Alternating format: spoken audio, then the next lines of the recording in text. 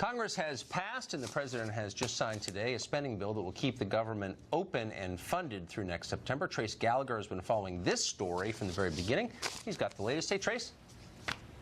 Hey, Tucker, the big ticket items are, one, the military. $700 billion goes for defense spending, which is $61 billion higher than last year, and the biggest defense boost in 15 years, which is why, after threatening a veto, the president ended up signing the bill. Then there's $591 billion for domestic programs, including money for road building and water projects, along with NASA, the FBI, and the IRS, and $5 billion to battle opioid abuse, up from $2 billion last year.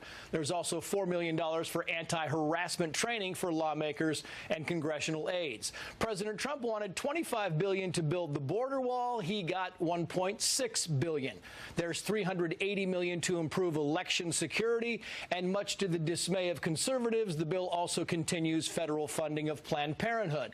And if you missed it, GOP Senator Rand Paul was on a Twitter tear, tweeting things like the sheer size of the bill and that it funds, quote, $12 million for scholarships for Lebanon, $20 million for Middle East Partnership Initiative scholarship programs, $12 million in military funding for Vietnam, $3.5 million for nutrition assistance to Laos, $15 million in developmental assistance to China, and $10 million for women law enforcement officers in Afghanistan.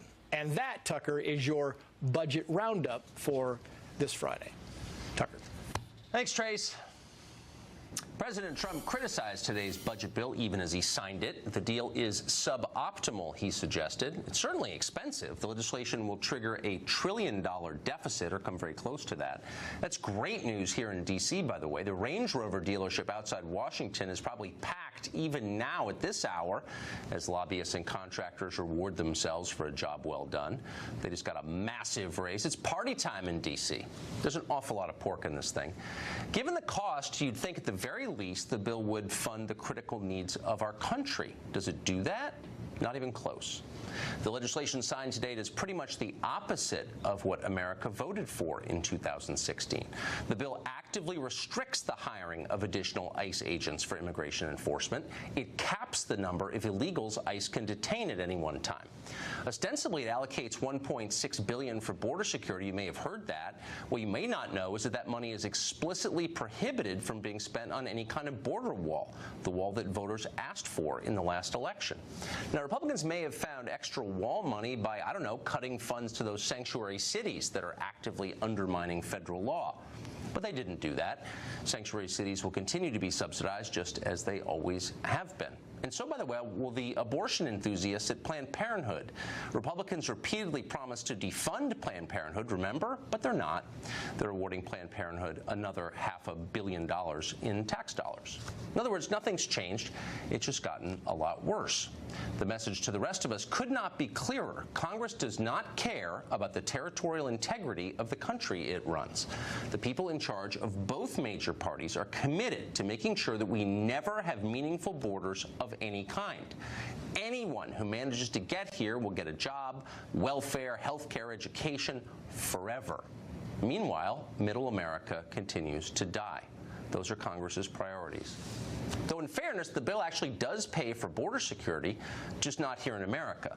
Jordan, Lebanon, Egypt, Tunisia, they all get American tax dollars to deal with their immigration problems. And congratulations.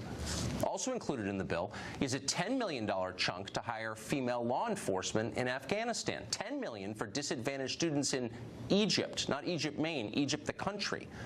$12 million to boost the military capacity of Vietnam. And how about China, our greatest geopolitical and economic rival? Well, the bill gives the Chinese $15 million in development aid, some of which are go to promoting yak herding in Tibet.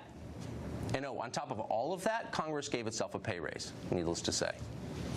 We'd love to have a Republican member of Congress on to explain why exactly we're sending money to China, which is rapidly overtaking us economically, but somehow we can't find any money to secure American borders. And we asked more than a dozen members of Congress to come on the show tonight. They all refused. And of course, you can see why. But here's an idea. Any member of Congress who supports sending tax dollars to China ought to resign from Congress tonight and give up his pension. That's a betrayal of our country. If only we knew who put that in the bill. It's a secret, of course. Members of Congress may not protect you, but they definitely protect each other. We do know that Paul Ryan signed off on that. Of course he did. Well, we're told we need this bill because of national security. But how secure is a nation that has no borders? Well, about as secure as a political party that has no rationale for existing, that treats its own voters like dupes and fools, that ignores election results like they didn't happen. Parties like that don't last long, and they shouldn't. Well, there is mass panic in Washington about the power of tech companies to sway elections. But it's not Cambridge Analytica in 2016 we ought to be worried about. It's Google and Facebook in the next election. They could make all the difference. We'll tell you how. Stay tuned.